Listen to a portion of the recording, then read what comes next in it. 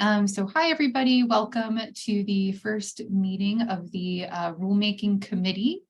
We're going to be considering the project Virtual Public Engagement in Rulemaking.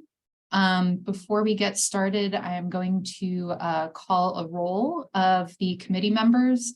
If you could just unmute yourself and say here when I call your name, we can make sure that your microphone is working, and I can also make sure that I have you down as attending. So we'll go ahead and start with that, and then I will call roll of ACUS members who are not on the committee that are in attendance. So I'll start with our chair, Bertrell Ross. I'm here. Great, thank you. Peter Constantine. I don't see him yet. He said he was going to be late. Pretty Dotla. I'm here. Wonderful, thank you. Michael Hertz. I am here. Great, thank you. Tom Johnson. I'm here. Wonderful, thank you. Melissa Rifkin, alternate for Dan Liebman. I am here. Thank you. Thank you. Nina Mendelson, I think will be coming later.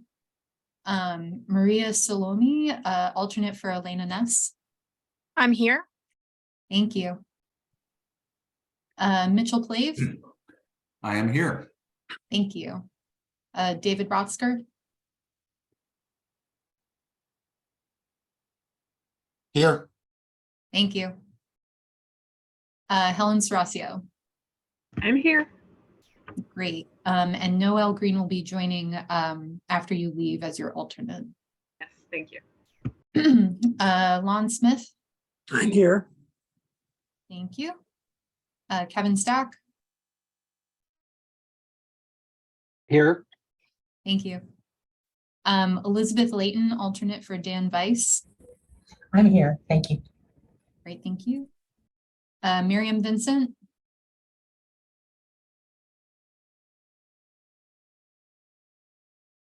Is there anyone who's on the rulemaking committee whose name I did not call?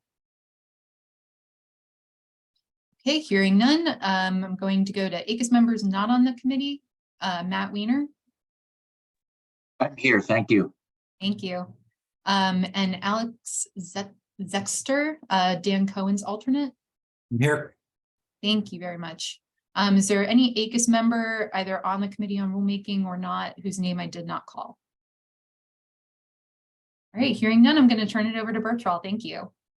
Great. Thanks for having me, and thanks for all you being here on a lovely Tuesday afternoon in Charlottesville. Hopefully it's similarly lovely wherever you may be. We're going to start with some opening remarks by Chairman Andrew Foys, and then we'll get started with the presentation of research. Turning over to you, Andy. Sorry. Thanks so much, Bertrell, and welcome again to everyone to this first meeting of the Rulemaking Committee on this project. Thank you to Bertrell, particularly for chairing, and all the members of the committee and others who are not on the committee who are here. And a special thanks to Kaja for her work on this report and the very interesting and helpful draft that she's created. You probably all noticed that this report merges two areas of importance for agencies and for ACUS, and that is virtual technologies and public participation.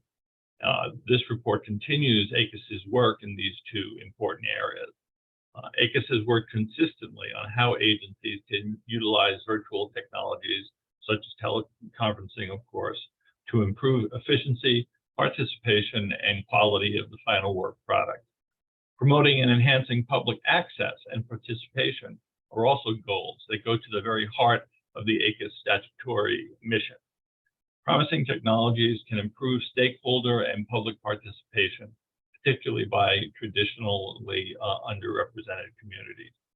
I can assure you that ACUS will continue to work on all of these issues today, of course, and in the future. So thanks again for Kaja for the starting point, and I look forward to the committee's work to help us improve it.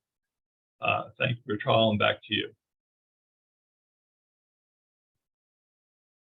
Thanks so much, Andy. It's great to see you, and thanks for the opening remarks.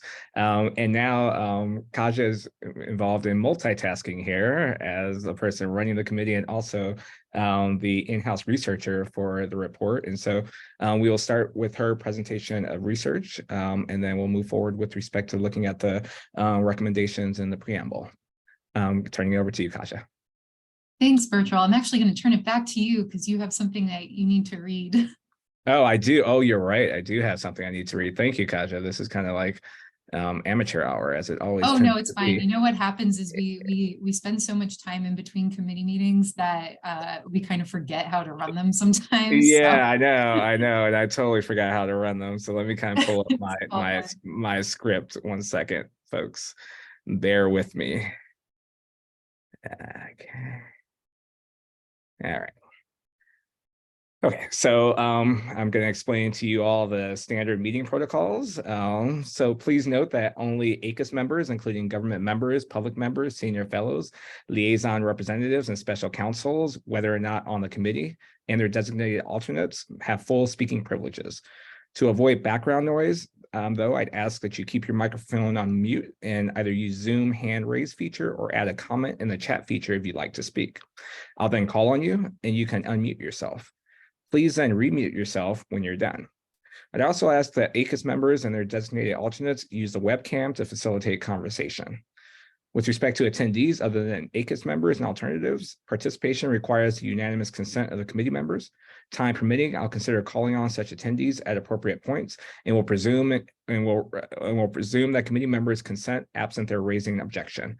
If any such participant would like to speak, please so indicate in the chat feature or by using Zoom's hand raise feature and wait to speak until I call on you.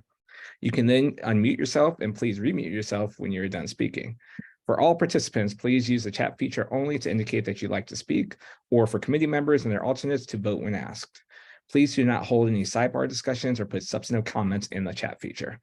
Only members of the rulemaking committee, including government members and their designated alternates, public members, senior fellows, liaison representatives, and special counsels have a vote. Please do not vote unless you're a member of the committee. We have a list of committee members in case you are unsure. So now I will turn it over to Kaja to present the research. awesome. Thank you so much, Bertrand. So I have a little PowerPoint, which I think will help showcase some of the things that I talked about in my report. So I just want to make sure everyone can see that. Can I just get a thumbs up, Bertrand, if you can see it? Perfect. Thank you. Great. So a couple of the main issues that were identified throughout this process included inconsistent notice and publicity of virtual public engagement, public participation sessions, listening sessions. We call them a variety of things, but generally for today, I'm just going to use the word virtual engagements. It's also unclear what the purpose or goal of virtual engagements is sometimes. Agencies might not identify that in the notice. They might identify it in the notice. They might state it at the top of the meeting. But in some instances, I think it was a little bit unclear whether or not there was an educational component or whether it was purely to get public comments or feedback from the comment. There were also some discrepancies, or again, it was unclear on how the record was maintained when virtual components of meetings were being used. So whether or not it was recorded, for example, or a transcription was provided. And one of the other issues that kind of came up a bit unexpectedly had to do with department siloing. And this predominantly came across, we would talk to the regulations folks, and then they might coordinate with a different group that handles public participation. Perhaps there are some public relations folks that also get involved in this. And it was kind of surprising at how little those departments would sometimes communicate when planning for a virtual engagement in rulemaking. So I think that was also something that came up and was a good topic for discussion. So just in terms of the research that was conducted, I reviewed a good number of Federal Register notices that had to do with, listening sessions or public engagement. So searching through the Federal Register, using different terms. I conducted interviews with 6 agencies and 2 community representative groups. And then I also attended a variety of virtual public participation sessions. So listening sessions, public comment sessions, the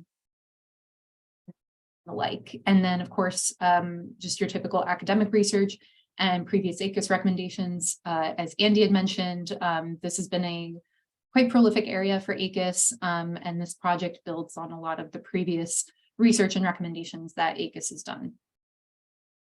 Regarding the findings and the issues that I identified, I'm just going to kind of show some examples of what some of the inconsistencies were that warranted best practices. So for the notice component, the way the Federal Register is organized is, as you know, there are headings. The ones I'm going to highlight in particular are dates, and then addresses, and then supplementary information. So related information for a virtual engagement session is in different parts of the notice in a lot of instances, which is not very helpful to the layperson in terms of where they need to find that information. There's also quite a lot of non-specific website links. And so when I say that, I'll show an example in a minute, like the Federal Register would just go or connect to an agency's homepage or perhaps to an agency's topic page, but not to the specific event page or the specific like regulation or rulemaking page. It would also be unclear whether other methods of publicizing were used, like social media, to advertise the event or on the agency's website. So these are a couple of examples of what I mean, and I'll talk through them. And if anyone's having trouble reading them, please let me know. So this is one example that I thought was quite surprising. Under the dates heading, the Federal Register, which is very much towards the beginning of the Federal Register, we have this note saying that there will be a public meeting on this date at this time. See section public participation for webinar registration information. So this was on page 7284 of the Federal Register. To find the webinar registration information, I had to go all the way to page 7344. And even then, the date is not listed again. It tells me to go back to the beginning of the Federal Register notice to find the date. So this was kind of really frustrating just as a layperson, not even as an attorney, to go through all of the technical information and the actual proposed rule just to find the information for the public meeting. And even then, it tells me to get information on the webinar, I have to go to a separate web page. And when I go to that separate web page, it tells me I have to email somebody. So it doesn't actually provide a link for registration. It doesn't provide the actual meeting information. It's a bunch of steps. Now, I'm sure we'll get into the discussion that there are reasons why agencies might do this versus not. But if the goal is for public participation, it seems like this is an opportunity to make that process a bit more easily navigable. This was also another example that I found inconsistencies with, where in the dates, this is a notice for listening session, and the date that's referenced is the deadline for written submissions and not the date of the listening sessions for which this is a notice. And also in the regulatory .gov or regulations.gov sidebar, the dates that are listed there also indicate the written submission deadline. Under the addresses is when the information is where the information for the listening sessions actually was placed. But you'll also notice that the registration for the listening session went to an Eventbrite link and not a Zoom registration link, not like a Teams registration link, for example. And this creates some extra steps as well in terms of how an attendee would then proceed to participate, because Eventbrite itself is not a platform, which means that they would have to get emails from Eventbrite that then contain the information. This is again, this is actually a really good example, I think. It says in the date section exactly when the meeting will be held. And then in the address section, it gives the very, very specific URL for the meeting registration link at zoomgov.com. So I think this is a good example that, maybe other agencies should try and emulate.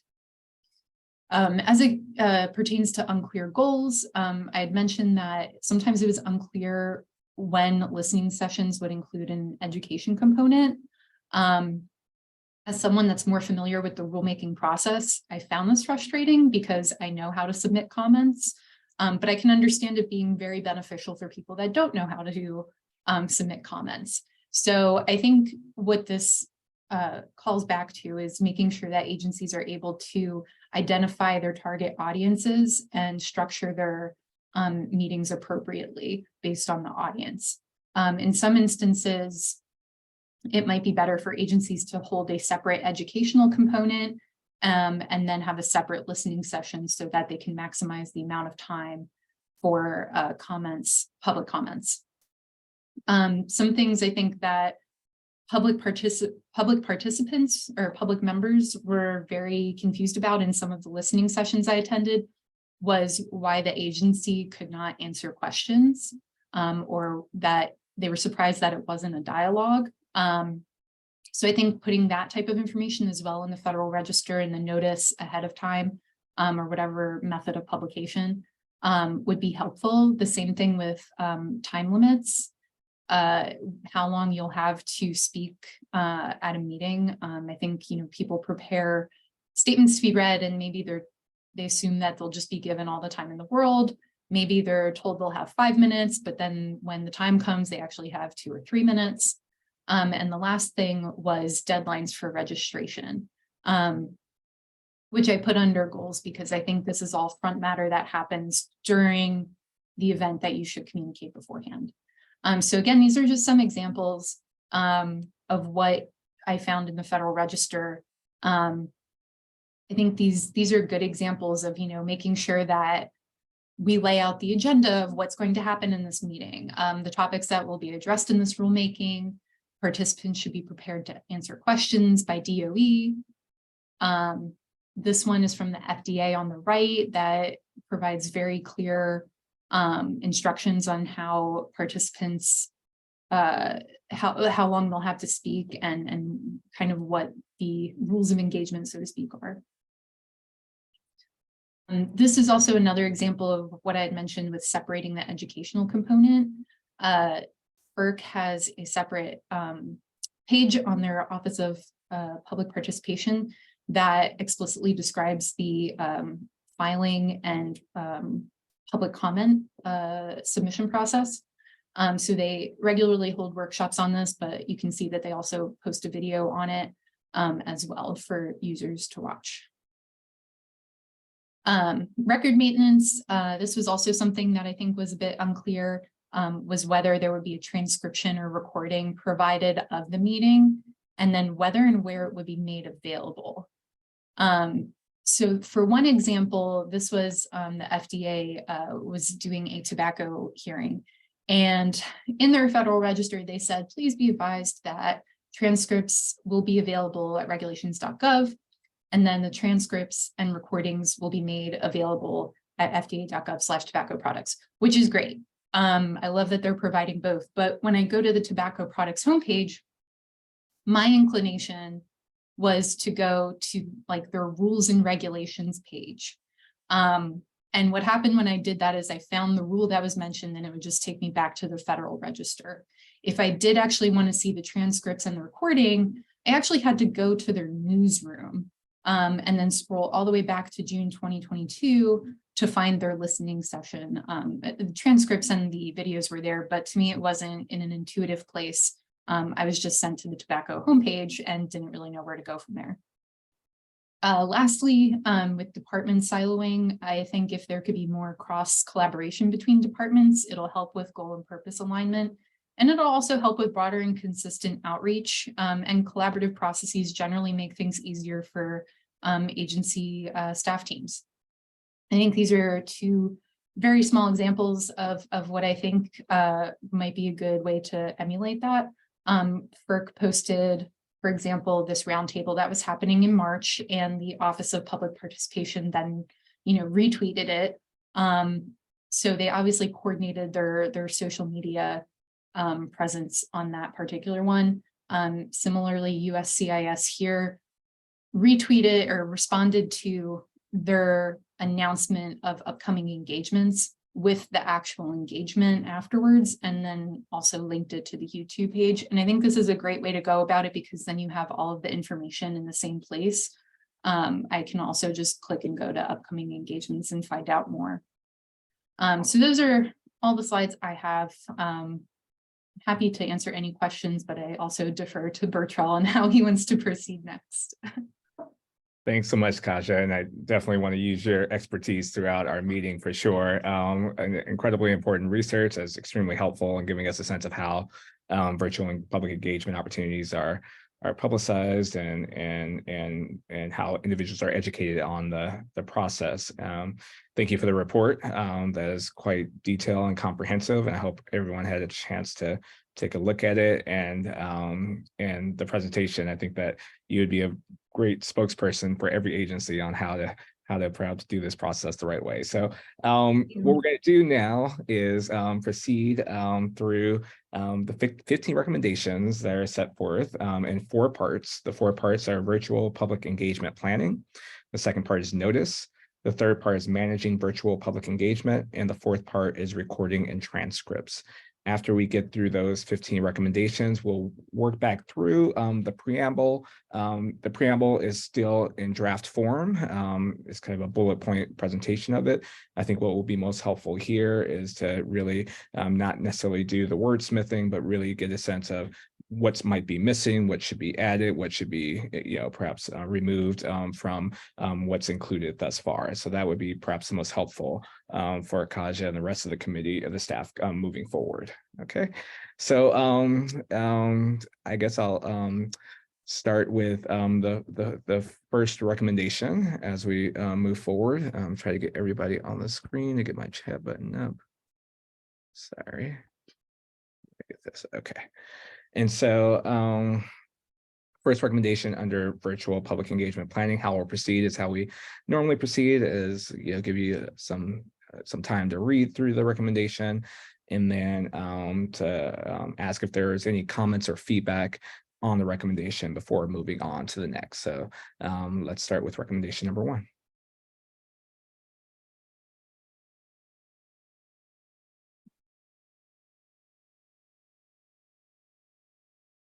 And now I'll ask if anyone has comments or feedback on the recommendation. You can use again, the raise hand function, or indicate that you would like to comment on the recommendation in the chat.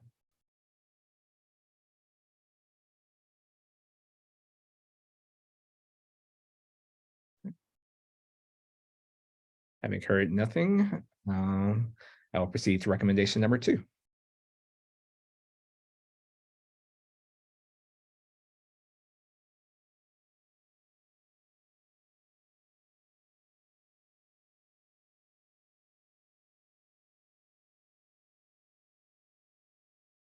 Are there any comments or feedback on recommendation number 2?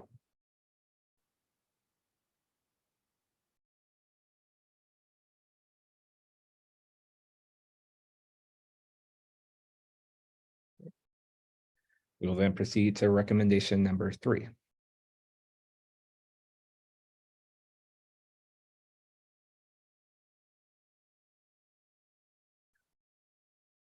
Yes, Kevin.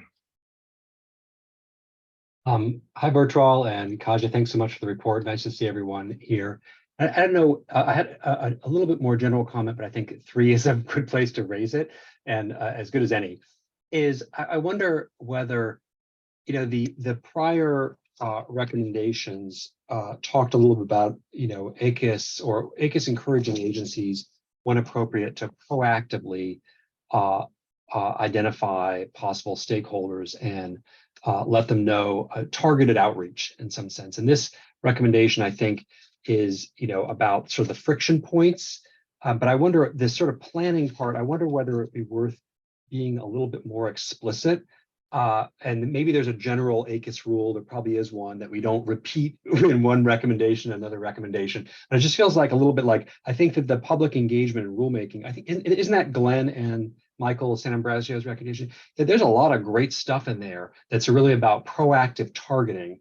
And I wonder whether it's at least worth glossing or something there, because I just feel like this, it reads a little flat, which is not in any critical sense, but just like, we should use this to broaden engagement.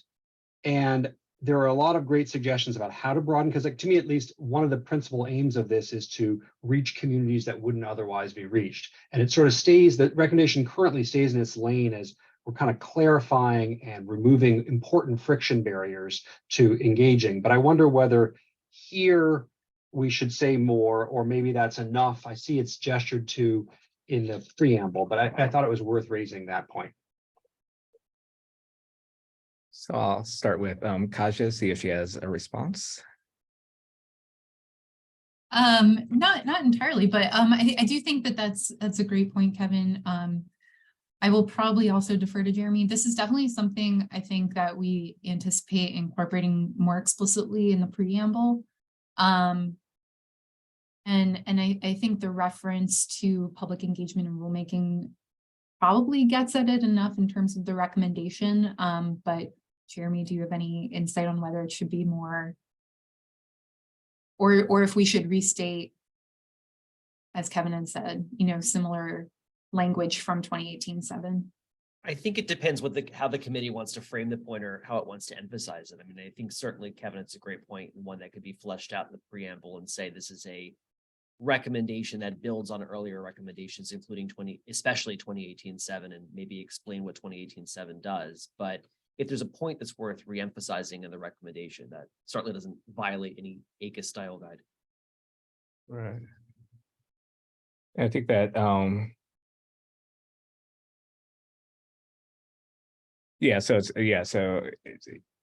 think that that's right in terms of having more emphasis on preamble. I'm just trying to figure out in terms of where we might, if we want to include it in the recommendation, that greater proactivity, where it might go, and how it might be framed. Because this third recommendation suggests how is basically suggesting to the agency how that it explains how it intends to use internet-based video conferencing to engage with the public. And I'm wondering in terms of whether that proactive notion should be put in there, or whether if it fits in the recommendation, it should be, a separate recommendation altogether. I don't know if people have thoughts on Kevin's suggestion. Kasia. Yeah, I think it would probably fit best in recommendation 1, actually. Right. Since that part does say as a way to broaden engagement with interested persons. Right. And Kevin, if you have any proposed language, it would be welcomed.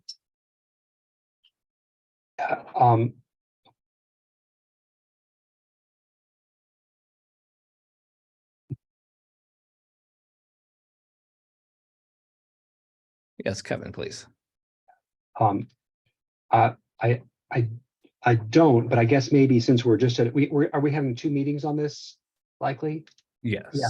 I wonder whether I was a little pressed and I didn't get to go back and really, but I wonder whether there's, I guess maybe I just encourage, if the committee thinks that's a valuable thing, that there be a kind of summarizing or quick glossing of the key elements of that there, because I think recommendation 1 is the right place. We're talking about it should be used to broaden it. This was part of, as we noted in the preamble, public engagement, the public engagement in rulemaking recommendation highlighted X, Y, and Z. It could be still pretty non-committal, because I feel like just a question of how much we want this to be a sort of a one-stop shop for agencies to be looking at, but it seems like that's the right place to do it. So I would be supportive of some revisions there, but I don't have language on the fly right now. And I guess I'm also supportive of even more detailed, not just referring to, but actually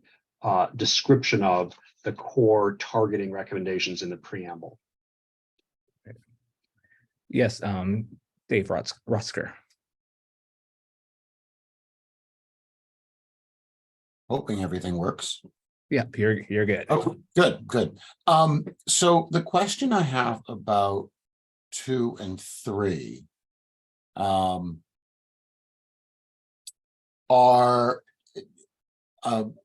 to what extent does the report identify issues with agencies' implementation of those 2 recommendations that require specific call outs here in a transition to a virtual environment? The comment that I heard was public confusion about how agencies conduct themselves in public hearings, presumably as part of, what they believe to be the necessary restrictions on ex parte communications. Whether they're actually required to be as silent as they are is another issue. But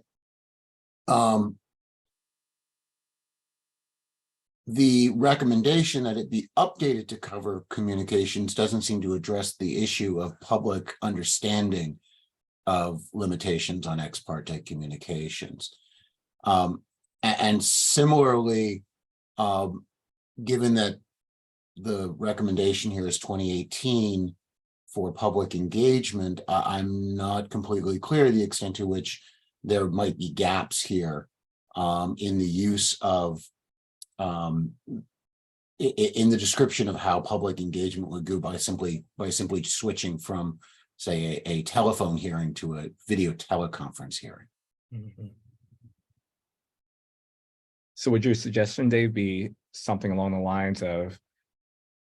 Well, it's first a question, and that is what are the issues that 2 and 3 seek to resolve? Okay. Because the second part of that is, are we dealing with a situation where the public is not sufficiently aware of the existing policies, and that the existing policies are actually sufficient and generally broad enough to cover changing from in-person to telephone to teleconference? Okay. So I don't know if Kaja or Jeremy would like to take on the question of what are the issues that 2 and 3 seek to resolve, as put forth in the recommendation.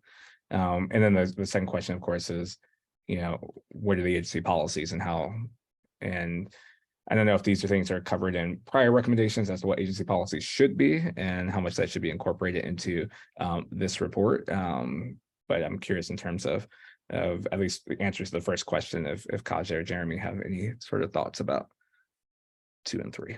Yeah, I'll go with number 2, and I think Jeremy might be better suited to answer number 3. But as far as the ex parte communications, really this is just expanding on, again, a previous recommendation that ACUS had.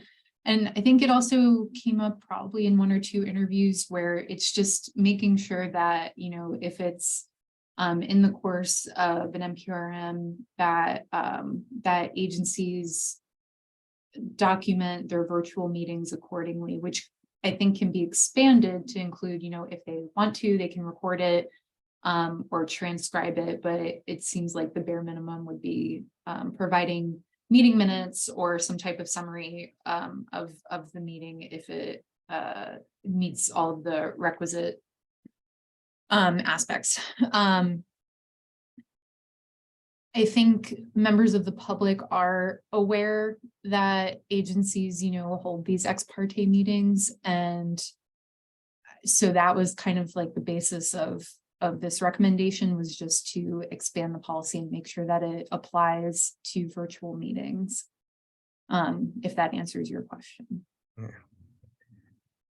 I guess it's kind of like a basic structural question for which I don't know the answer in terms of how much of past recommendations do we incorporate into present recommendations. So it could be, should it be, as Kevin surmised, a one-stop shop for all people wanting to know everything about the virtual public engagement process, including how other recommendations might relate to it? Or is a citation to these other recommendations sufficient, or generally treated as sufficient for purposes of a report? Yeah, I mean, I generally would defer to Jeremy and perhaps Andy on that, but I think public engagement and rulemaking and its history at AGUS has been like incredibly prolific. So I don't think that we can really do a one-stop shop without it being completely unwieldy and massive. Frankly, we have a key topics page that deals with public participation in rulemaking where all this information can be found. I think 2018-7 is probably the most comprehensive recommendation that we have, and that this would just kind of seek to supplement it and not supplant it. But I will also defer to Jeremy and Andy on how they, anticipate this fitting into the broader recommendation. Thanks, Katja. Jeremy, go ahead. Do you have any thoughts? Yeah, I mean, it's up to the committee in terms of how much it wants to rely on earlier recommendations. But as Kaja said, I think it would be unwieldy to make this a one-stop shop, and it might actually detract from the message of the recommendation if you try to make it one. ACUS has been developing statements of principles. We've released one on disclosure of information, and we are working on public engagement, which will attempt to provide a synthesis of all recommendations on a topic. So I think there might be better ways to provide a comprehensive guide to public engagement, but certainly reference to earlier recommendations, I think, is important. Right. Andy, do you want to add anything here? No, I agree with that. I guess the real deferral is to the committee. Okay, thanks, Andy. Back to you, Dave. Yeah, thank you. So I think in that context, that in past recommendations, we've used the preamble to set the table, so to speak. And it seems like referencing previous recommendations to put this recommendation in context, it'd be appropriate to discuss the relevance of those recommendations to this topic in the preamble. And I'm wondering, though, if there's something more that 2 and 3 are supposed to do in terms of identifying and recommending particular issues that agencies should be cognizant of when they move forward with this in combination with previous recommendations. And if it's simply to highlight that internet-based video conferencing is something new, and that agencies should examine previous policies in order to use internet-based video conferencing, then it seems like 2 and 3 are really just sub-recommendations to you should do this. And as part of doing this, you should look at these other things and just make sure that everything's consistent. Because if it's not identifying something in particular, highlighting it a recommendation makes it seem like we've identified something in particular that needs to be fixed.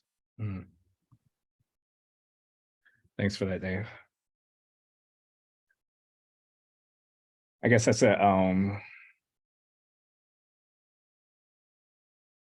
I kind of don't read it. I don't know if that's right, Kaja, based on the report, as modifying prior recommendations, but rather highlighting the relevance of prior recommendations to this particular form of engagement. Is that a right reading of it? I think so, yeah. Yeah. And so then the question would be, if that is the right reading of it, should it be separate recommendations as it's set forth here, or whether it should be sub recommendations as Dave suggests? I will echo Jeremy and say it is up to the committee, but just some of the options that we could do is obviously keep them as separate recommendations. We could combine them into one recommendation that says, like, previously AGUS did this, we could have them be sub recommendations, as Dave suggested, or we can just make it very explicit in the preamble that we previously issued these recommendations and agencies should refer to them to expand or reference them when they're expanding their policies, or Right. consider this recommendation when they're expanding their policies.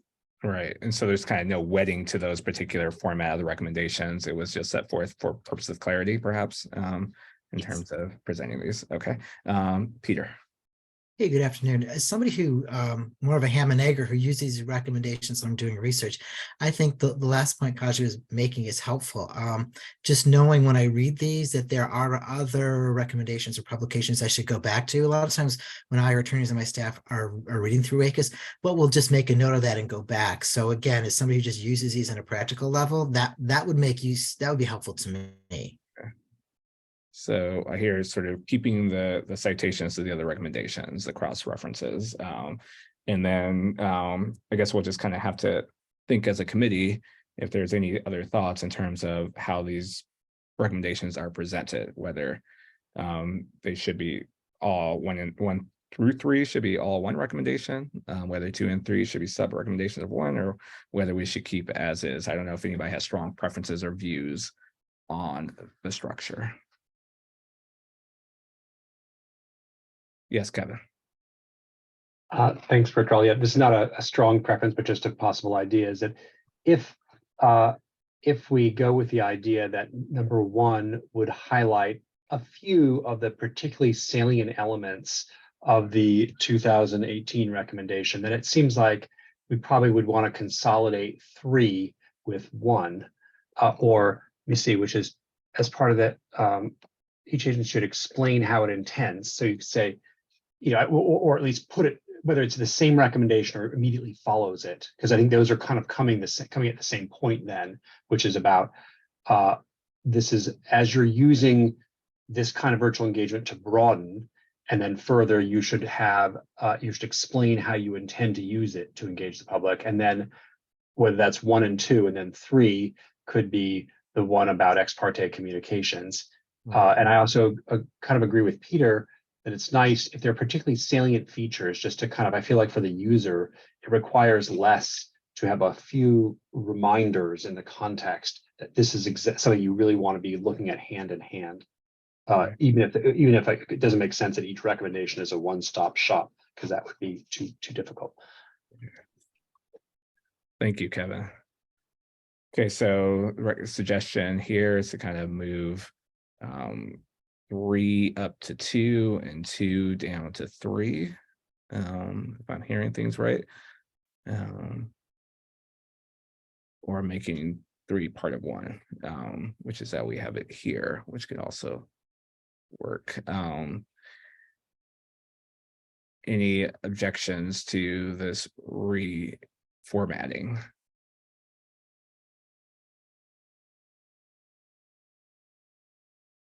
Okay, I guess we'll move forward with this format right now and see how it reads the next time we meet.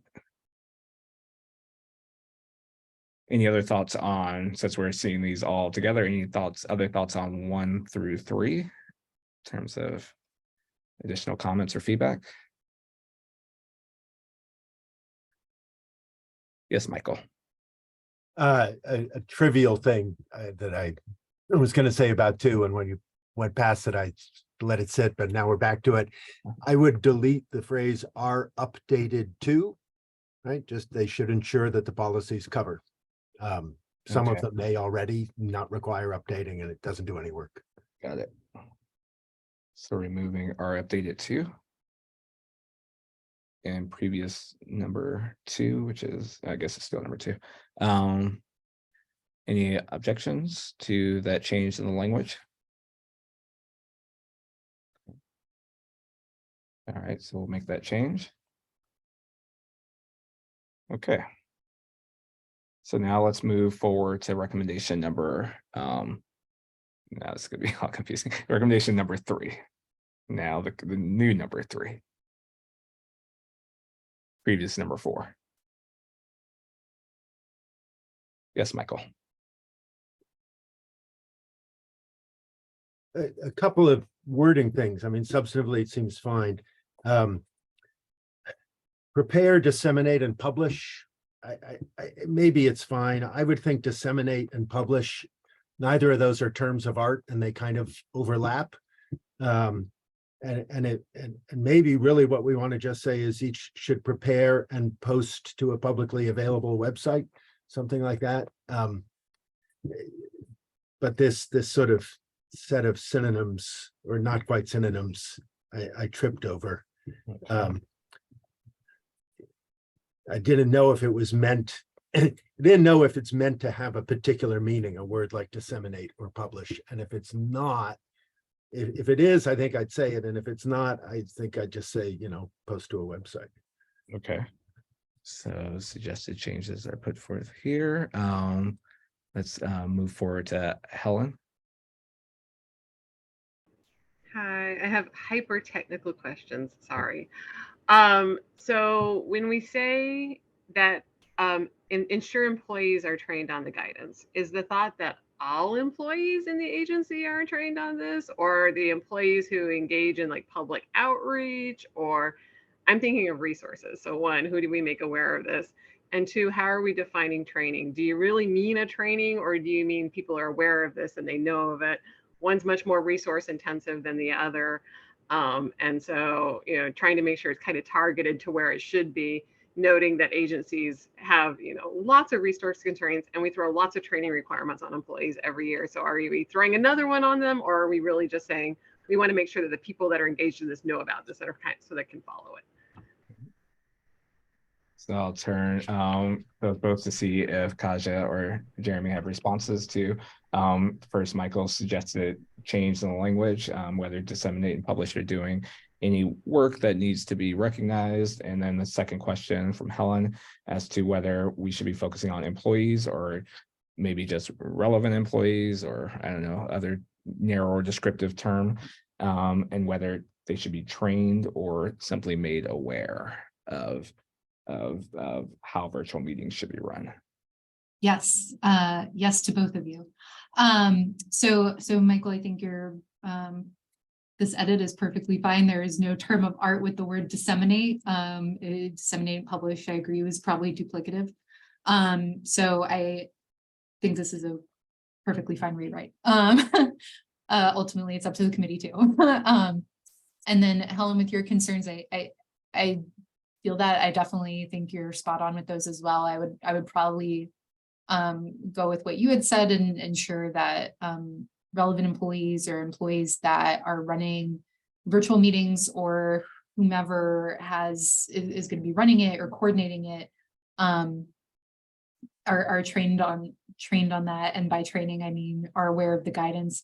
I think there are probably some people that should be more familiar with that guidance or that process than others, but I suspect that would be deference to the agency. Yeah. So can I follow up with you, Helen, in terms of suggested language that could, in a sense, limit the application of this particular recommendation? Yep, happy to do that.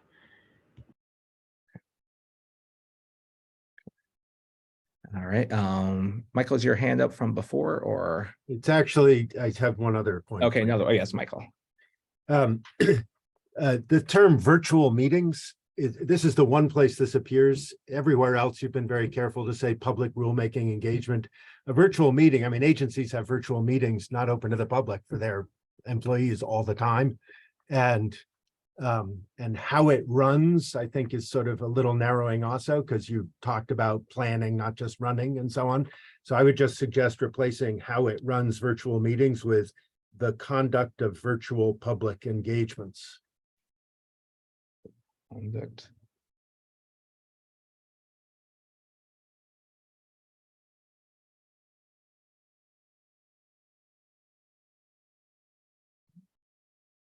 Okay. Yes, Dave. Sorry, my camera's off eating. I think that edit makes this much broader than I think the intent or how as it's would be useful to the public. Virtual public engagements just being such a broad term. And public meetings, public hearings being sort of a different beast. So I don't know. I was comfortable with virtual meetings. But I guess my question for the agencies that engage in these during rulemakings is how do they categorize the one-on-ones that they may engage in, akin to, you know, personal meetings versus hearings and public meetings? How is this virtual public engagement term meaningful to the broader set of meetings that we would generally need public guidance for? I don't know if there are any sort of members of the committee that can give a sense of what that term might mean in the agency context. One suggestion, I don't know if this matches with Michael's thoughts, is virtual public engagements the right thing, or would it be virtual public rulemaking engagements, which is also used in latter parts of the recommendation, which could perhaps be more specific and narrow and address some of the concerns that Dave has. I don't know if they're completely responsive. I mean, I have no problem with including rulemaking. You know, I said what I said because the title of this section is virtual public engagement. I see. Planning. And I thought the rulemaking was implicit, but there's no, I think there's no change, but also absolutely no harm by making rulemaking explicit here. In terms of breadth, you know, I thought I was narrowing this, Dave, not broadening it by getting rid of the phrase virtual meetings, which seems to me wildly expansive and could apply, like, you know, we're having one right now. And often agencies have them to which the public is not invited and should not be invited. Just, you know, the regional folks in the regional office are meeting with folks in headquarters. So that's a virtual meeting. So that's that. I thought I was narrowing it. Got it. Peter? Yeah, again, as a user, I like this edit because I do think, unfortunately, we do so much in terms of engagements on the agency side, virtual engagements. And even though it's implicit, it's rulemaking, I think it's just a helpful tag here that this is what we're talking about is rulemaking engagements. So again, as a agency user, I think this edit would be helpful. All right. Thanks, Peter. Dave. Thank you to both Peter and Michael. I think I understand. My perception is that the need for guidance for the public then is limited to those things that I would consider to be public hearings or public meetings, you know, meetings open to the general public. I'm not sure that this kind of guidance is necessary for all virtual public engagements or all, as Michael pointed out, all virtual meetings.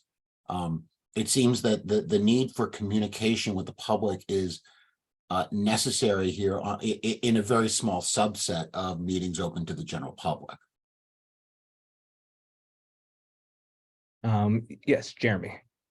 Yeah, Michael, you caught us. We were very careful to come up with a term of art like public rulemaking engagement and use it over and over again, and we apparently missed one. But we do define public rulemaking engagement in what's now recommendation 4. It might be useful just to move that definition up into 3 the first time it's used, if Right. that's the type of meeting that we're talking about here. Right. Yeah, that is a helpful suggestion. So as you'll see in previous recommendation 5, which is now 4, there is, after the long hyphen, the definition. And if that definition is included in new recommendation 3, does that address your concerns, Dave, or are you even imagining a narrower subset of meetings for which recommendation 3 should be relevant for?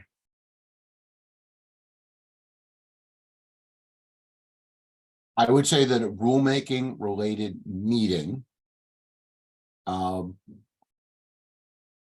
it is modified by that is open to the general public. But right now I read this as other live event that is open to the general public and rulemaking related meeting. So you see the challenge there I'm having. Okay. Just a rulemaking related meeting read by itself is too broad.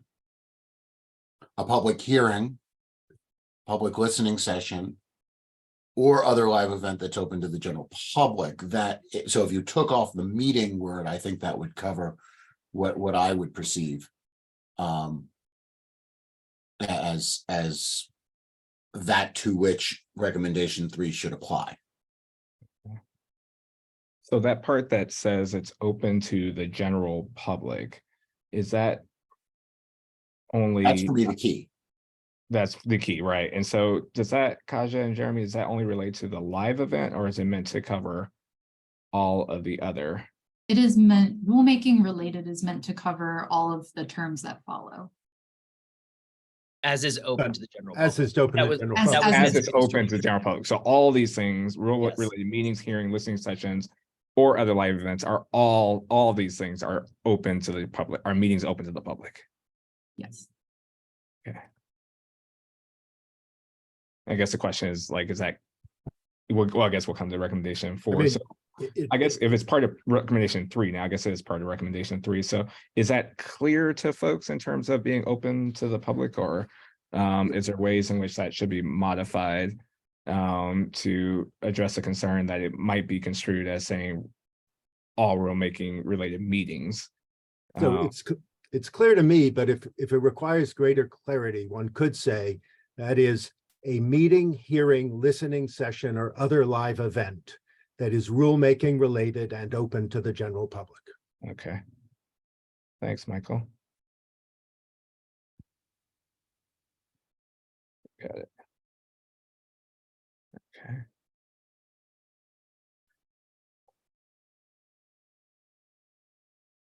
Okay. Any thoughts on that? First of all, moving the definition up, which seems to make sense to me. Is there any objection to that as a first move? And then the second question is whether there's objections to the change in the definition to make it clear, perhaps clearer.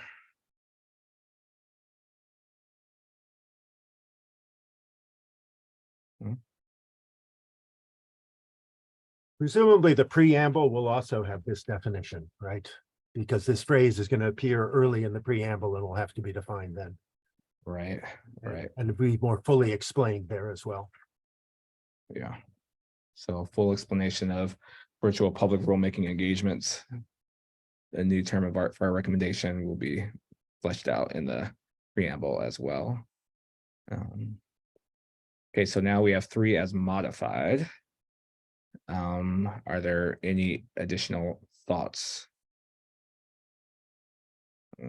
or suggestions for the new number 3?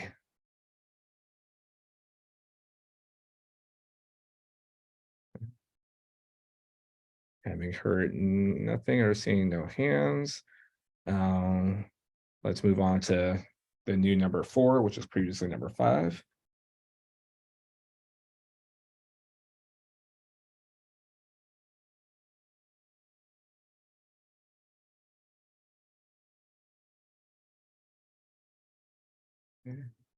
Are there any thoughts, suggestions, feedback on the new number 4, previous number 5?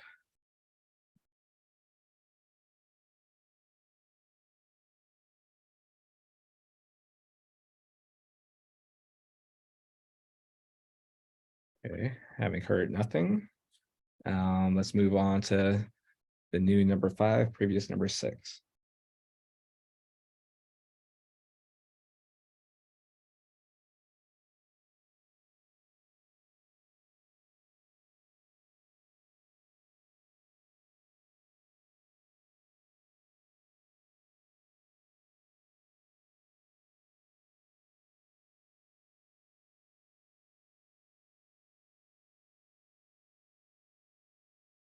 So this to me seems to relate to Kevin's earlier comment. I don't know if it is responsive to the focus point, a focal point being to reach particular audiences.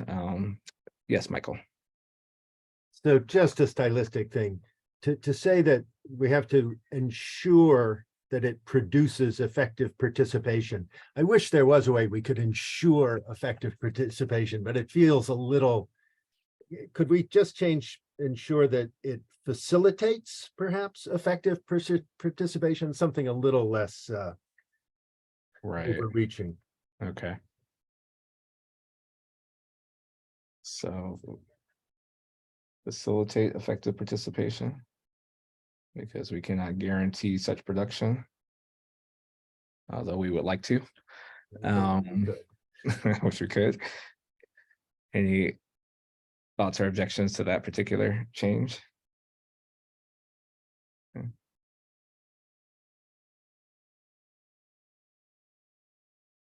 Any other aspects of the recommendation that catches folks' eyes that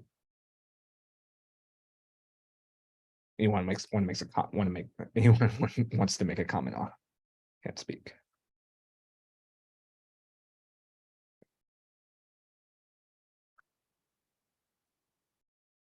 Okay, having heard no comments, so let's move to the notice section of the recommendation.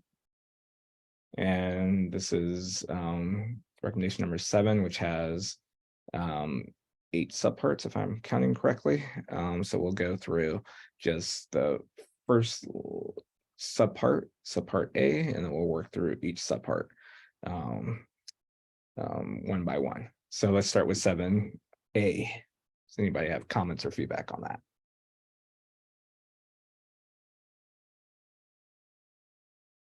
Okay. Moving on to 7B.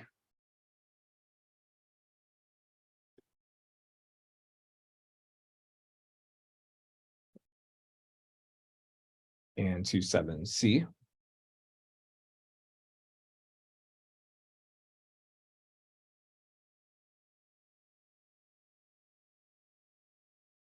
Okay.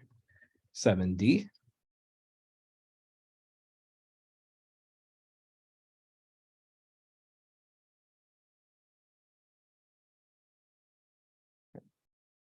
Seven E.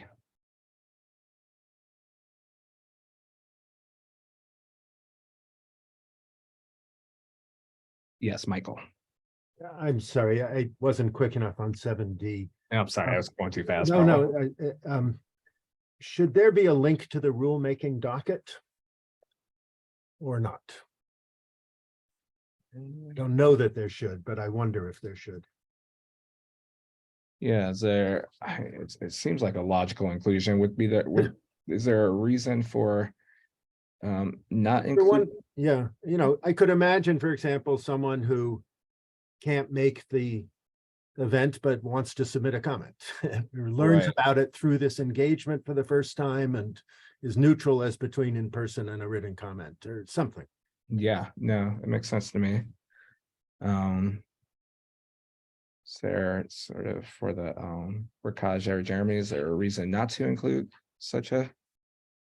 No, I think that's a fair point. If you look at the Federal Register website, it includes all the docket information, but Michael, you're correct too. And if you're just looking at like the PDF format of it or the printed format of it, it doesn't include, it wouldn't include that information.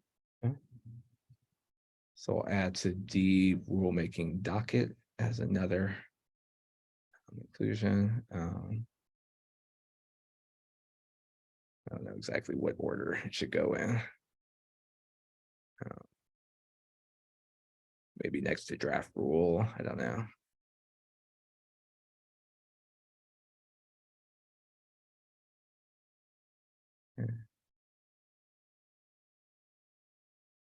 Any objections to the addition to 7D of the rulemaking docket?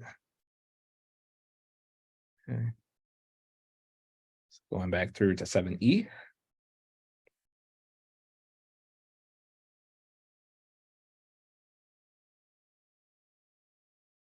Seven F.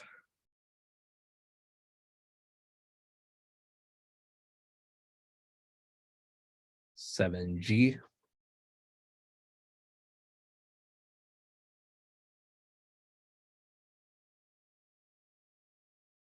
and 7H.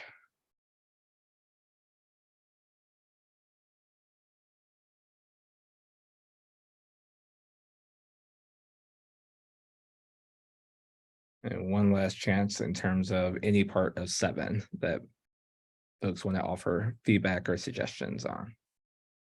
Okay. Alrighty. I should say new number 6, old number 7. That's what I should say. New number 6, old number 7. Now we're gonna go new number 7, old number 8. The recommendation beginning with the Office of the Federal Register.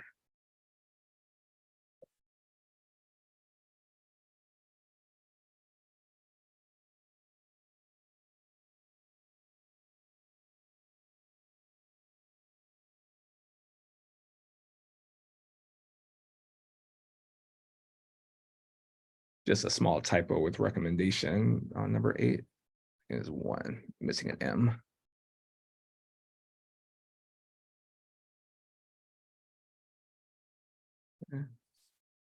Any thoughts on recommendation new number 7, old number 8?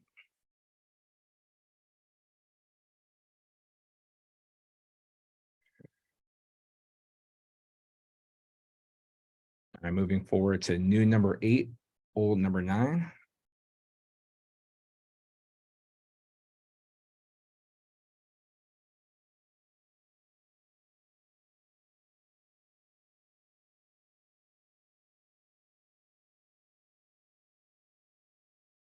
Any thoughts on new number 8, old number 9?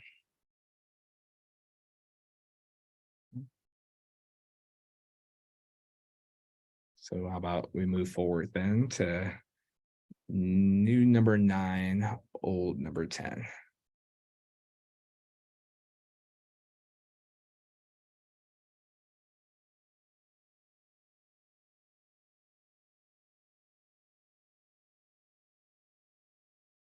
Yes, Michael. Just the same point, as long as we're including the docket in the previous one, I'd include a link to the docket here. I know you can get there by way of the Federal Register notice, but one might just want to go directly. Right. Thank you for that. And yes, Kevin. I just want to say, I think that this recommendation, new number 9, seems like a significant one in this context, because I can imagine this is the way in which many people would actually find out through a Google. So I think it's just wanted to, as opposed to just say, seems important, this one. Yeah, I agree. I agree. It'll make the proceedings more transparent and available for people, which is an important goal. Given that, should it precede recommendation, the previous, not current recommendation 8, which refers to it, but you don't know what it's referring to when you read it? Okay, so this would move it up. I mean, there's something to be said for having the 2 OFR recommendations side by side. This breaks them up, but I think that we sort of buried the lead, is Kevin's point. Yeah, yeah. So we move current number 9 to before. I was just going to say switch current 8 and 9. Current 8, 9. Okay. But maybe Do we move it? move it all the way to the beginning of this, or right after notice. Yeah, Yeah, that's what I was wondering. yeah. That probably makes more sense. Yeah. And then have the 2 OFR recommendations. Right. So it would come after what is current. Would you, Michael, just a question follow up? Would it come after current number 6 or before current number 6? I think after. Yeah, that's what I was thinking. After Yeah. number 6. Yeah. Okay, so put it after current number 6 and keep the 2 OFR recommendations together.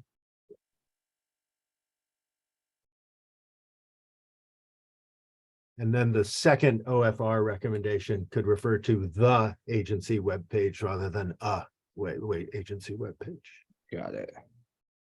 because now we've told them what it is. Right. The And current number 8. So I can see it. Okay. Any thoughts on that movement of parts? Or objections to it?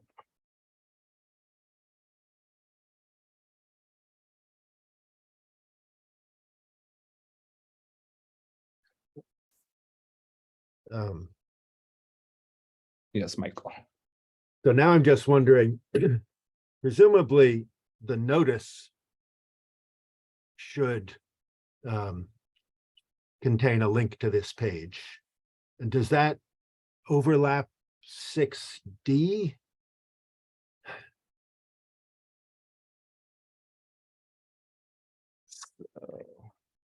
The notice should have. Right. In other words, if we've got, this is the, what's going to be in the notice. One of the things that should really be in the notice is, the information in the notice should include a link to this page where there's even more information, right? Right. But maybe everything that you find maybe everything in 6D is actually. Oh, here it is. I'm sorry, it is cross-referenced here. Okay. Does that address your? Yeah, concern? I'm sorry. Yes, yes, Okay. yeah, sorry. Great. Yes, Alex. Hi, so for the larger agencies, we have rulemakings go at any given time going on many different subject matters that, sometimes don't have relevance to each other and have very different audiences. So for those of us in larger agencies, having all the public meetings being on a single page might actually create clutter and cause confusion because if you look at, for example, a DOT's website, some stakeholders may focus on a specific part of a site and ignore the entire rest of a website. Other stakeholders care about a different part of a site. So, I would encourage maybe adding in language to, say when it would increase clarity, because, for example, for us, I think you get more clarity if, in one subject area, we put the meeting notices for that subject area in that portion of the site, because that's the community that cares about it, and they may not care as much about other subjects and meetings in those subjects. Okay. And so, Alex, could you point to the particular part where you would add that clause when it would increase clarity? I would just at the very beginning of the recommendation, I would just add that. Very beginning recommendation. Okay.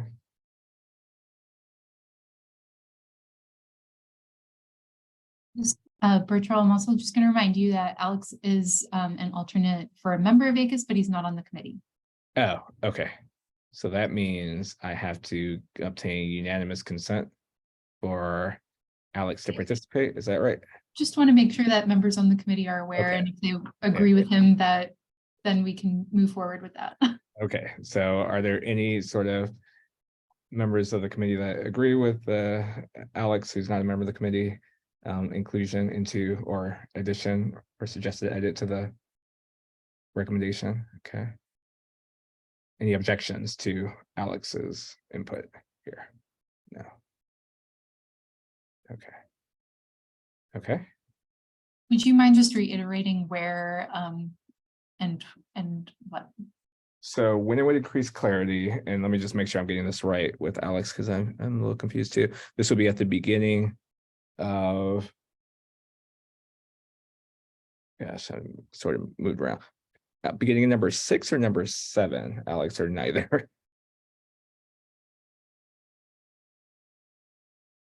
It will be beginning of number 7. 7, that's right. Okay, so when the beginning of number 7, you would add the clause, because it's about a dedicated web page and it'd be too cluttery potentially.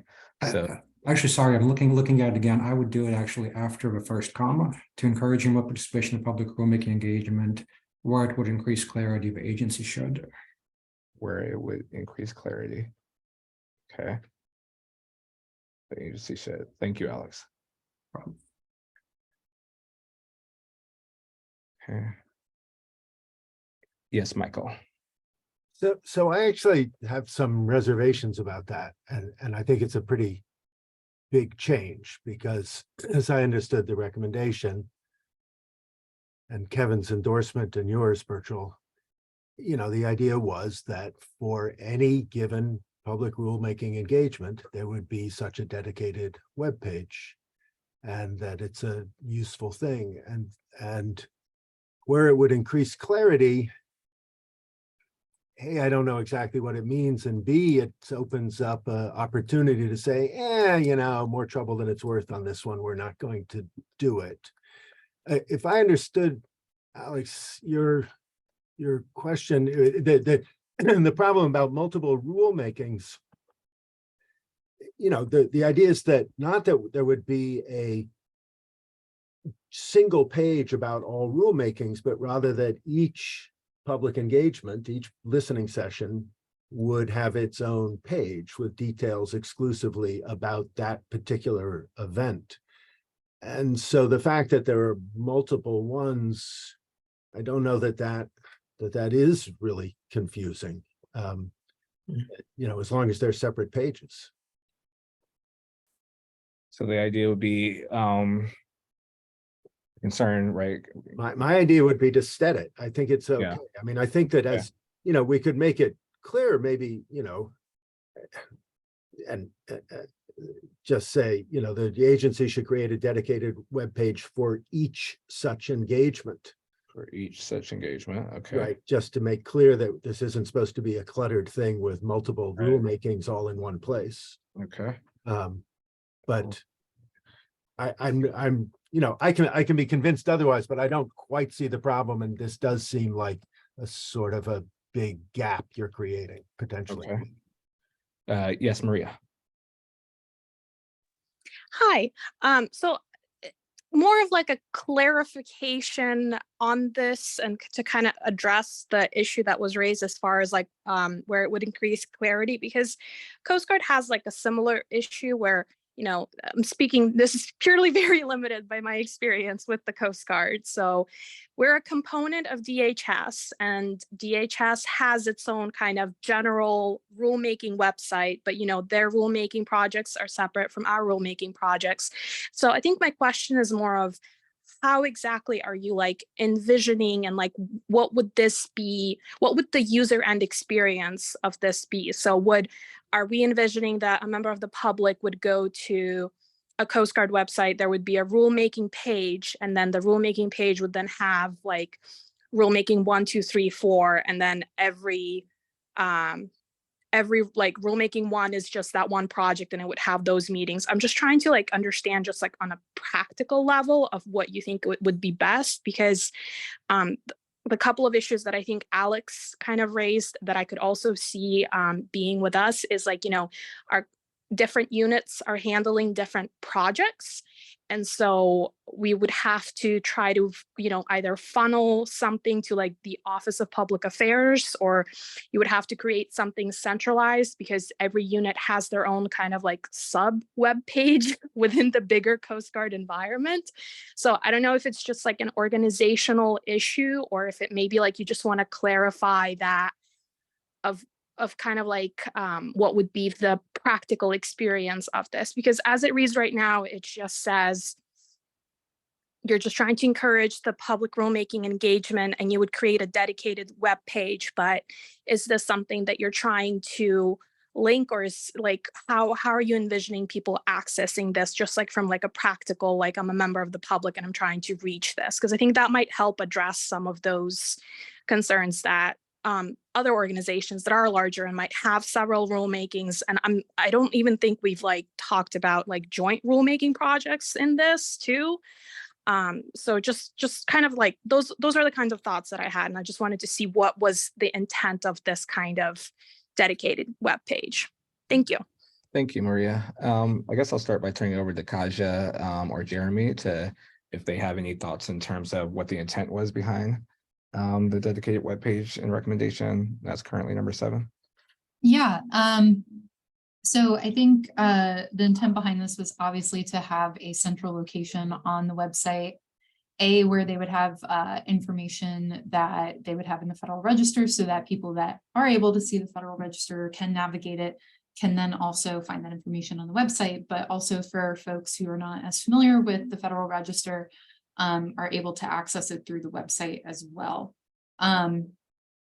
I think generally my view aligns a little bit more with Michael's, but I understand, obviously agency concerns. If you were here for my presentation earlier at the start of this meeting, one example was like the FDA, their information on tobacco meetings, for example, is under their tobacco topics page. So I would almost say it's discretionary to the agencies maybe on how they want to split that up, or whether or not there's, a sub-agency that is predominantly overseeing a particular rulemaking. It would make sense for that sub-agency to host that information, I guess, on their website. But I do think it was a bit harder to find that information as like a layperson, just by going to the website and trying to poke around. Right. So I think whatever would make the most sense from user experience would be my inclination, but I definitely also understand the agency's concerns. Yeah. Maria, did you have a follow-up with your hand? Oh, no, I did not. Sorry about that. Okay, no worries, just making sure. So I guess it's trying to balance out, the accessibility of a particular dedicated rulemaking page on the relevant rule that individuals can access. And an agency that has perhaps many different rules, does it lead to creation of an overly complicated internet tree where, the good intentions ultimately fall by the wayside because it's still difficult to find where those dedicated pages are. I do hear the concern with Michael in terms of where it would increase clarity. Does that kind of give the agency license not to create a dedicated webpage at all? Which is, I think we don't want. I think we want to really encourage agencies to create such a dedicated webpage. And I hear Alex's concern about, well, if this is a webpage that includes all the rules, it would be just a little too much in there. So I guess that's kind of the thing we have to resolve with respect to new recommendation number 7. Yes, Kevin. I think that as written now, striking the where it would increase clarity language and with the addition of Michael's other language strikes a pretty good balance, right? It says you should create a website, and each agency should create a dedicated web page for such engagement, but kind of leaves it to the agency where that's going to be hosted in part. Mm-hmm. And so I think that's a kind of trade-off. I think that the idea that you could, if you remember the public, find the website, email it to your friend, right? It's just so much more accessible than finding a piece of the Federal Register and emailing that to your friend. I think that's an important functionality, but I think the agencies can have some discretion about where they host it, all that kind of stuff. So I like the current draft. Okay. Any other thoughts or views on the current draft or objections to it? Yes, Kasia. I just want to say that Kevin very eloquently stated, I think, what I was trying to. So thank you. Yes, Michael. So can I make one other suggestion? In line 55, any materials associated with the engagement. I think that same language appears in 6D, where it says such as an agenda, a program, speakers' biographies, a draft rule, or questions for participants. I might repeat that language here. Mm-hmm. And if it was only going to go one place, I think I would put it in the later place with the cross-reference to the web page that exists. But I think that, if you read this alone, the phrase any material associated with the engagement is extremely vague and a little scary if you're an agency, especially if you think that mean any materials related to the rulemaking. No, it's just the engagement and it's just these things. And I think I can live with the repetition for the sake of clarity. Okay. And you rather the repetition rather than a cross-reference to. I don't know. What do people think? If there's nothing, 6D really just says a link to where you would find more information and these materials. And we have said that all these materials will be on the website. Mhm. So maybe 6D should just be the web page, and maybe 6D should just say, one of the pieces of information is a link to this web page where you're going to find all the other stuff. That might be cleaner. But I mean, Jeremy or Kaja should correct me. All right. So it would be 6D would be, or whatever it is, a link to a dedicated web page or a link to the web page. Described in recommendation 10. And the recommendation 10, which is now 7, would specify what should be included, including defining what's any materials associated with the engagement. Okay. Which is basically, okay. All right, gosh, that's so fast. All right. So any thoughts on that change?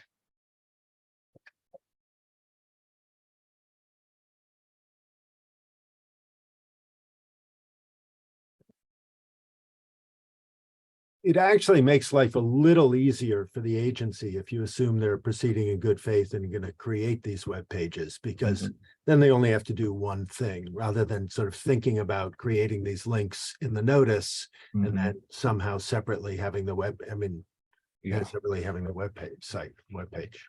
Right, good point. Okay.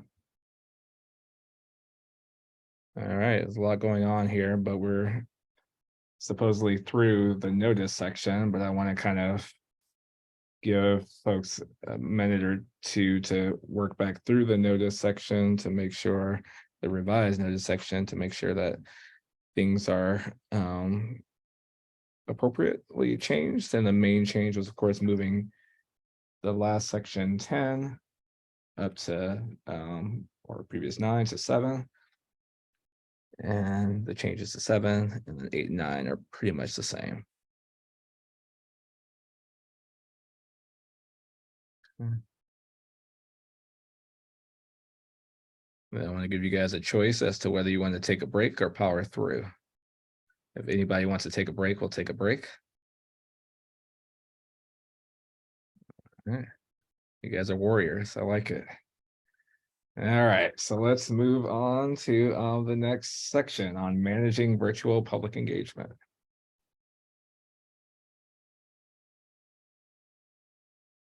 Okay. And we're taking a look at new number 10, old number 11.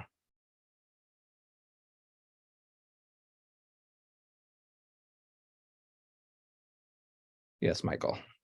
A minor word change, I would replace the word ongoing with the word occurring. That was occurring. Okay. Yep.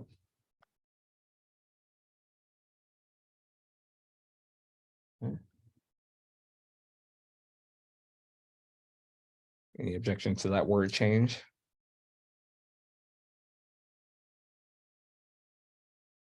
And I don't know if we have folks from agencies that have run these virtual meetings, if and I don't know if there's a rationale behind registration requirements and registration deadlines that we should be aware of in making this recommendation.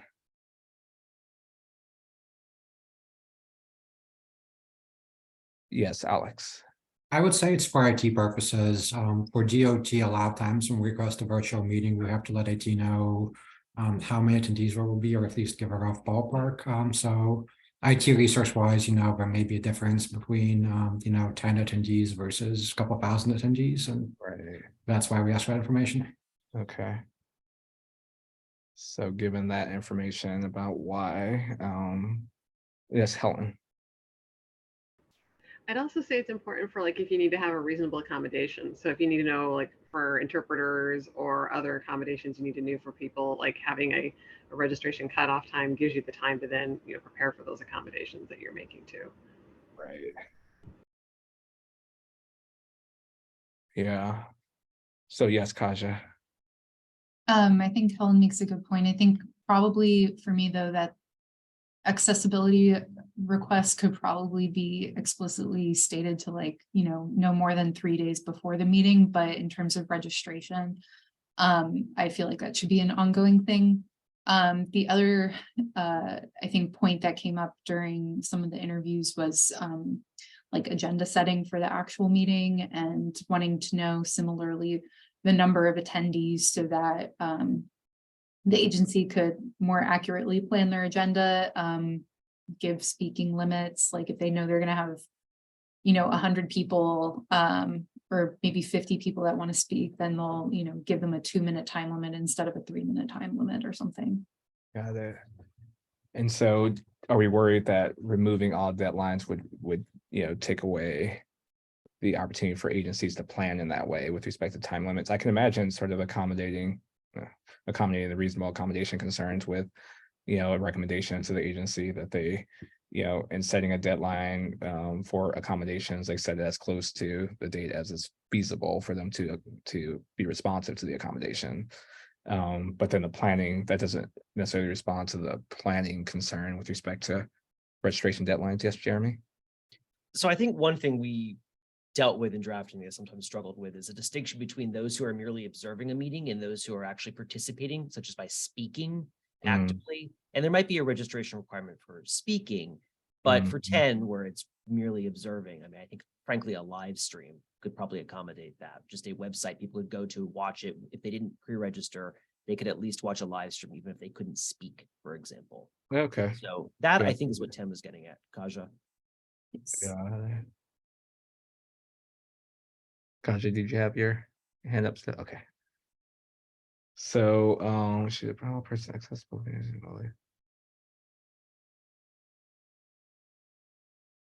So do we want to make any changes to account for that, right? To maybe that's later, but perhaps encourage, I mean, I think that maybe this sets it forth, but perhaps recognizing the need for agencies to have deadlines for potential speakers. Yes, Maria. So in I think it was 7, the website, we talked about having a link to the live stream. So would it make sense to mention something like that along the lines and saying that, not requiring a registration for the live stream? That way, it comes with the caveat that you can get in and see it, but you might not be able to access, be added to the speakers list or something like that, since it's something that's already recommended in another part. Would Okay. that help address that kind of concern? Yeah. So it would be something along the lines, should not require members of the public to register by a certain date or time to observe a live stream of the engagement. Yeah, maybe something like, would that work? Yeah. To observe a live stream of the engagement. So it would be, instead of sort of certain date or time to observe a live stream of the engagement, would be sort of a potential amendment that would suggest implicitly that agencies could set deadlines for speakers who seek to engage.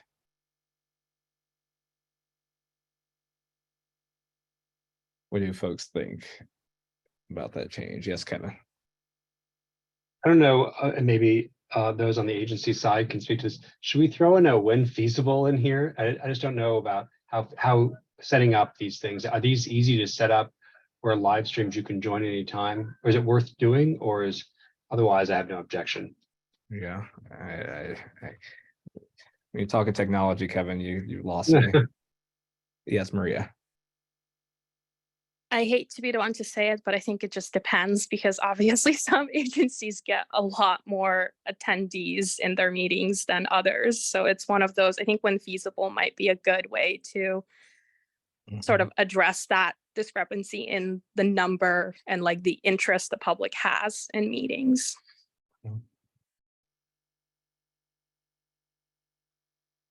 So maybe at the very beginning, should it be when feasible, each agency should allow interested persons to access a public rulemaking engagement, or when do you think the when feasible should perhaps come in?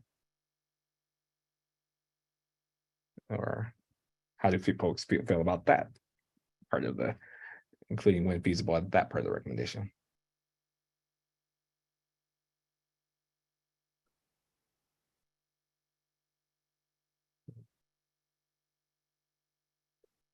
Any other thoughts? I just noticed with respect to, sorry to make us go back a little bit, with Michael's suggestion in 11 about while it is occurring, while rather than while it is ongoing, that might require that we change the second to last line in number recommendation, current recommendation number 7, to say while it is occurring, because we have while it's ongoing right now, I think.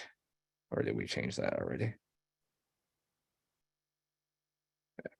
Okay, thanks, Kasia. All right. Okay, and Maria, is that an old hand or a new hand? Sorry, that's an old hand. Okay, cool, thank you. Okay, any sort of additional thoughts with respect to number 11?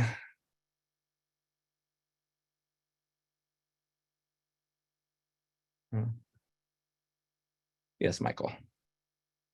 Do we want, I think this is fine, but given the discussion we just had, would it be worth adding a sentence that says, agencies may wish to require registration for those seeking to speak or requesting accommodations? That seems like a logical addition. As the next, Right. It is a little redundant, but it is clarifying, and Right. people are, Yeah, they don't, they want to assume the omission is neglect, but rather recognizing.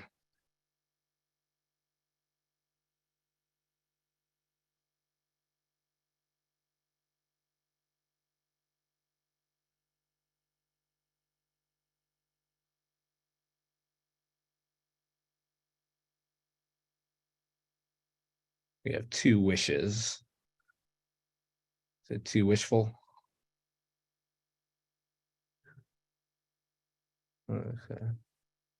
Okay. Any other thoughts on the language of current number 10, old number 11? Right. So let's move to current number 11, old number 12. And there are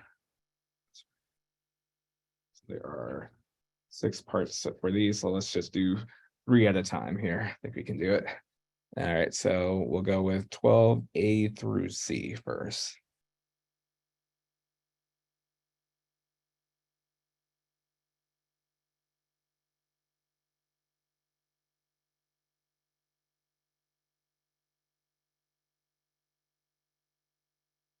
Does anyone have thoughts or feedback on 12A through C?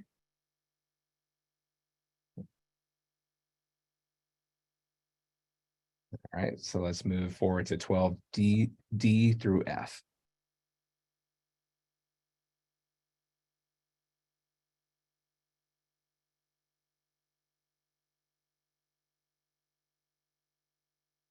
Yes, Kaja. This was just something I noticed at the beginning. It says an agency should communicate to prospective participants at the beginning of the event. I would get rid of prospective because you can't have prospective participants at an event. Yes, good edit. Okay, thank you. Totally agree. Yes, Michael. So these all seem fine to me. I wonder if we might rephrase it slightly to say,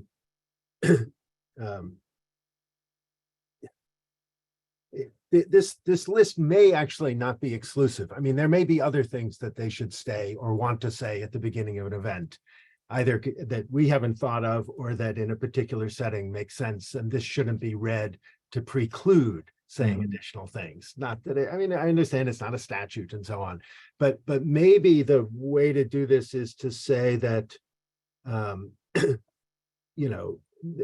agency should introduce the event at its beginning in a way to manage participant expectations, period, or comma. Now I'm drafting on the fly and not doing a good job, but just sort of saying, here are the kinds of things, and we're not limited to these, that it's important. It's important to manage participant expectations, for example, by at the start of the meeting, doing the following, something like that. It Right. makes it a little less prescriptive, a little more flexible, and leaves open the possibility of doing other things. For example, one of the things that's not on this list is, which may or may not make sense, I don't know, is saying something substantive about what the rule is about and what it's not about. Mhm. Okay. So some amendment that would make clear that the list is non-exclusive. And that just might just require changing the opening to number 12. I think that's all it requires. Right. And then using some descriptor like for example, or might include. Yeah. Something along those lines. Okay. So I think we could kind of let Kaja, Jeremy, and the rest of the staff manage those changes and present to the second meeting, send it to us at the second meeting. Okay. Any objections to that suggested change? Okay. Okay. Any back to overall number 12? Any other comments on 12 or old number 11? Old number 12, new number 11. Okay, let's move forward to old number 13, new number 12.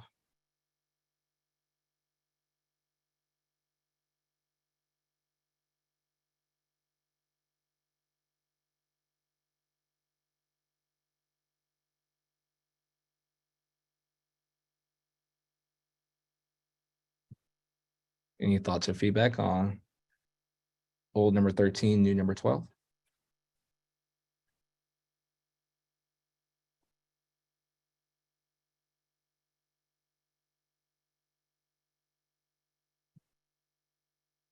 All right, so we're down to the last section on recordings and transcripts.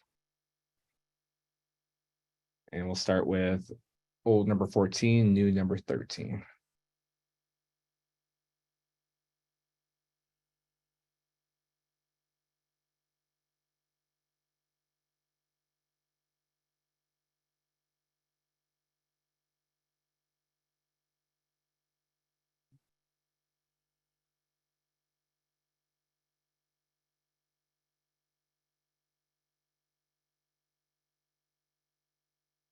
Any thoughts or suggestion on old number 14, new number 13?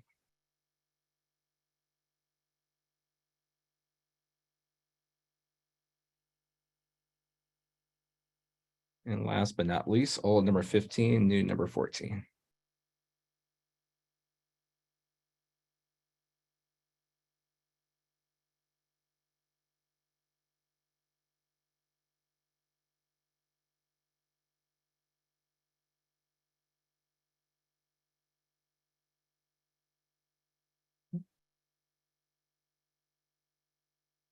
Any thoughts on old number 15, new number 14? Alrighty. So again, the preamble is more in bullet points, and it's going to be language going to be dealt later, although there's a lot of good language included in here. I guess one of the things we can sort of think about is, are there things that should be added or omitted from the suggested inclusions in the preamble? And we could start by, I don't know the best way to do this, maybe start with reading through the first two bullet points. If we can fit that all on the screen, if that's possible. Okay, that's great. Give you a few minutes to do that.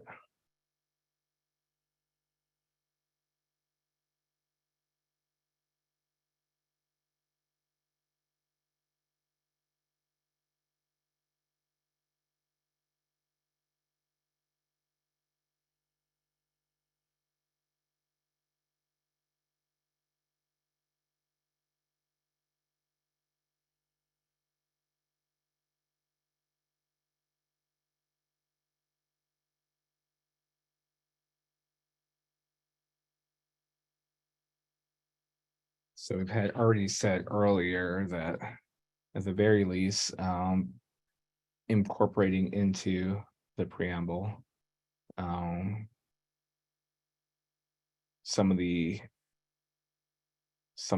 perhaps more of the specifics from the 2018 public engagement and rulemaking report.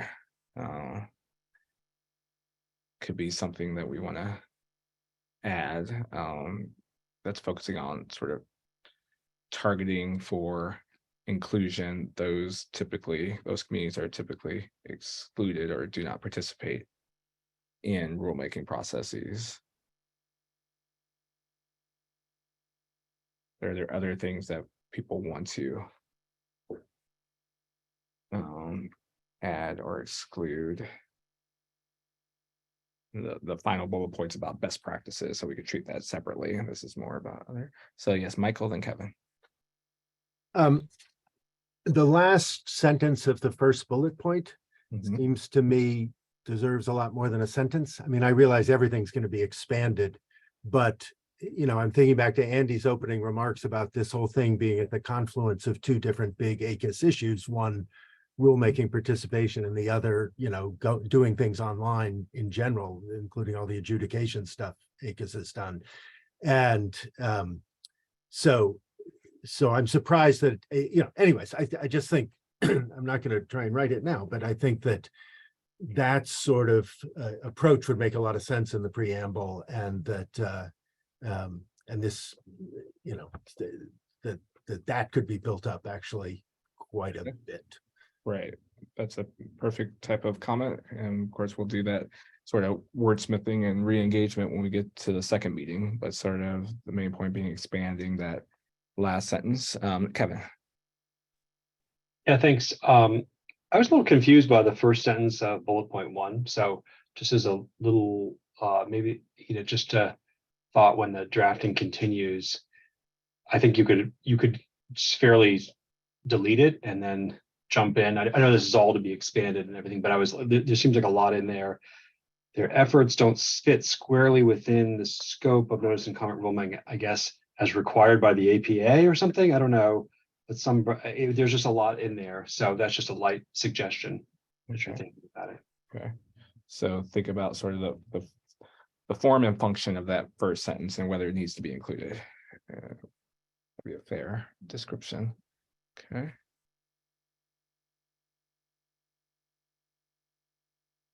Any other thoughts on those first two bullet points?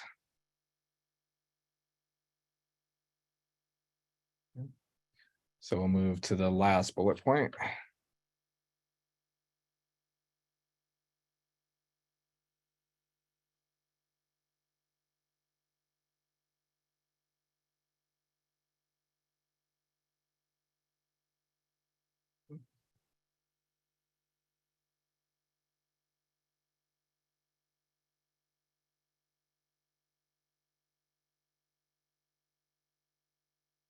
So any thoughts or feedback on that last bullet point? And this is again, not necessarily the word particulars, but any other considerations that perhaps should be included, or perhaps the considerations that are included that should be taken out.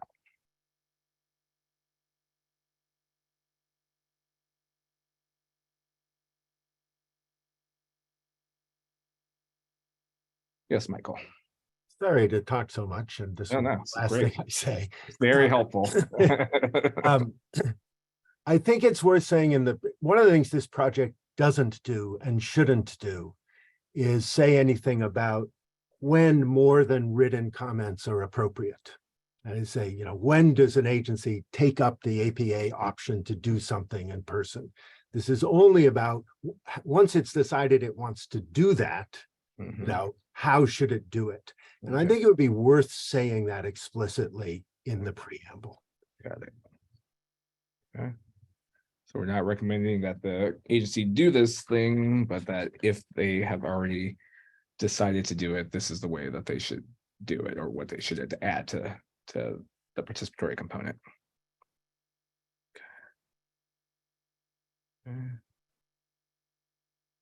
Okay, any overarching comments about the preamble that anyone wants to make before we conclude? Yes, Kevin. Sorry, the same apology. I wonder whether it's worth a little bit more on, Kaja's laid out some of the inconsistencies and problems that user engagement might have. So I don't know whether, without pointing the finger at agencies, it's worth glossing some of the, that there haven't been, maybe it's implied, there is not a set of best practices, or there's agencies are using a lot of different things which can make it difficult for the public to navigate. I don't know if your report kind of supports that. So that's just a thought about whether it's in some sense addressing the problem the recommendation is trying to solve. Okay. So the problem that the recommendation is trying to solve to include in the preamble is very helpful. And Peter. I just have to chuckle, not an editorial, I guess more editorial. I think there's a lot of good things agencies have done. So I recognize there have been negatives and drawbacks, but everything, when I read through the recommendations, I see that agencies have been doing them because of the 2 years. So, I mean, I get negative, but I also think, I don't know how, if it's necessary to say this, if it's gilding the lily, but some of the things we have learned over COVID 2 years is how to do it really well, that we've got the majority of federal employees working remotely.